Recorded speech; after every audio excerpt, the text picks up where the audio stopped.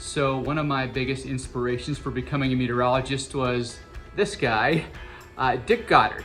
He was my local meteorologist in Cleveland, Ohio. He was actually a meteorologist when my parents were kids. He was a meteorologist when I was growing up. He retired just a couple of years ago, but he was the one reason I wanted to be a TV broadcaster. My mentor was actually the meteorologist that I interned under in college and who inspired me to become a meteorologist. His name's Brian Shields. He is the morning meteorologist in Orlando, and I went to UCF, so I interned under him for about a year, and he inspired me. I'd have to say Greg D and Dan Scoff, they both inspired me to become a meteorologist. They took me under their wing, they mentored me, and they also encouraged me to go back to school to get my meteorology degree, and that I did from Florida State University, and here I am. I was always into the weather, and I started watching the Weather Channel as soon as we got cable in the 80s.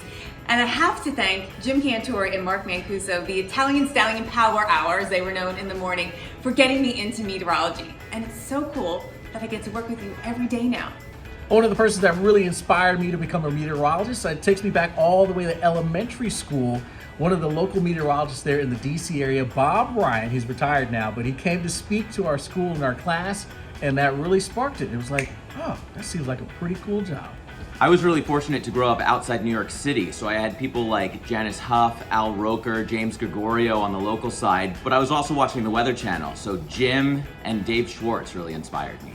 My dad is my biggest science inspiration. He sent us to space camp as a kid. He took us to national parks. He showed us stuff through his telescope. So I would say Dad is my #1 science inspo. One of the persons that inspired me when I was really little was a famous weather historian, David Ludlam. Actually did a lot of weather forecasting for the Allied forces in World War II. He lived 2 houses away from me in Princeton, New Jersey. And as a little kid, I used to go over to his house. He used to tell me all kinds of stories. And so he served as real inspiration for me and taught me a lot about the history of important weather events. I was inspired by Dr. Neil Frank, the director of the National Hurricane Center in the 1970s and 1980s. When I was growing up in South Florida, I watched him briefing about a hurricane coming toward me on television, and I said, someday I want to do his job. So let's see, my inspiration for meteorology came from my dad. And it was quite simply, son, you are a frequent it snows. You leave the barn light on to wait for the first flakes. You go out and shovel the driveway so your mother can go to work in the morning. And you just can't stop thinking or talking about the weather. So you have to get up for the next 50 years of your life every morning to go to work, go study the weather. So I was all in to become a sportscaster. Even had a sportscaster friend, Leslie Goodell, who I was working with really closely. But then a meteorologist named Paul Dietto came and talked to my broadcast journalism class, and I was like, I do watch the Weather Channel a lot. I did an internship with him and another meteorologist named Maria LaRosa, and the rest was history. One of the biggest inspirations for me to become a meteorologist and to go into broadcasting was meteorologist Rich Marriott.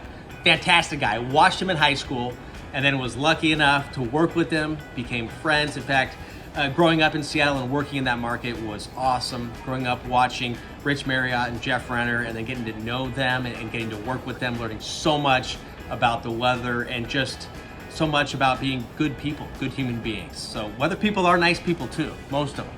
Well, growing up in Minnesota, I watched all kinds of weather extremes, and I grew up watching Dave Dahl, and I was lucky enough to be able to job shadow him one day when I was in high school. So he was very inspiring overall. Wayne Hart in Evansville, Indiana, Dave Hennon, all have been helpful throughout my career. This is not a job that you do by yourself. It takes a team, and it's so great to have so many people that inspire you.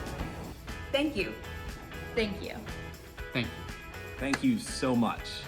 Thank you. Thank you. Thank you. Thank you.